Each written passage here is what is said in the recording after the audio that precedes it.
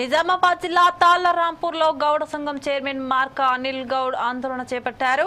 గౌడ సామాజిక వర్గానికి చెందిన కొంతమంది మహిళలను దేవాలయం నుంచి బయటకు పంపడాన్ని ఆయన తీవ్రంగా ఖండించారు. వెంటనే దీనిపై అధికారులు స్పందించి బాధ్యులపై చర్యలు తీసుకోవాలని డిమాండ్ చేశారు.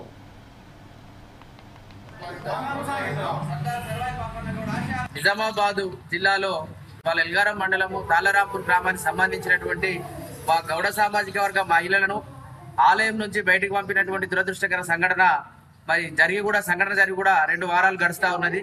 పెద్ద ఎత్తున అక్కడ ఉన్నటువంటి మా గౌడ సామాజిక వర్గానికి సంబంధించినటువంటి వాళ్ళందరూ కూడా పోలీస్ స్టేషన్కి వెళ్లి ఫిర్యాదు చేయడం కూడా జరిగింది.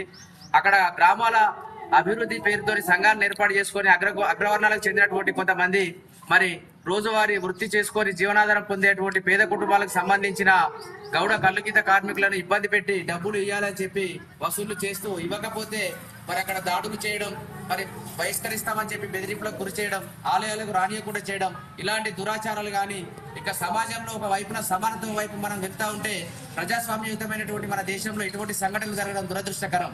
నిజంగా ఇవాళ నిజామాబాద్ జిల్లాలో జరిగినటువంటి సంఘటనే కాదు, గతంలో కూడా ఇటువంటి సంఘటనలకు అక్కడ చాలా వరకు జరిగినాయి. కాబట్టి దయచేసి రాష్ట్ర ప్రభుత్వం స్పందించి అక్కడ ఉన్నటువంటి కమిషనర్ కూడా నిజామాబాద్ జిల్లాకు సంబంధించినటువంటి ఆ యొక్క చట్టపరమైనటువంటి చర్యలను తీసుకొని ఆ యొక్క వీడీసీలను వెంటనే అక్కడ బహిష్కరించాలని చెప్పి మేము ముక్తఖండంతో ఇవాళ గౌడ సామాజిక వర్గం నుంచి పిలుపునిస్తా ఉన్నాం.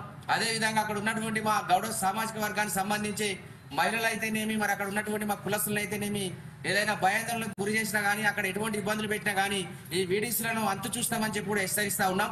రాష్ట్ర వ్యాప్తంగా ఒక్కటిగా మేమంతా ఐక్యతగా ముందుకొచ్చి అక్కడ ఉన్నటువంటి జరిగేటువంటి అరాచకాలను తప్పకుండా గట్టిగా వాళ్ళందరికీ కూడా సమాధానం చెప్తాం. భవిష్యత్తులో ఎటువంటి పునరావృతం కాకుండా ఈ వీడీసీలు అనేటువంటి పేరు చెప్పుకొని గ్రామాభివృద్ధిలో పేరు చెప్పుకొని ఎవరైనా కానీ డబ్బులు కానీ ఇవి కానీ అడిగితే చట్టపరంగా చర్యలు తీసుకునే విధంగా ఒక చట్టం తీసుకురావాలి.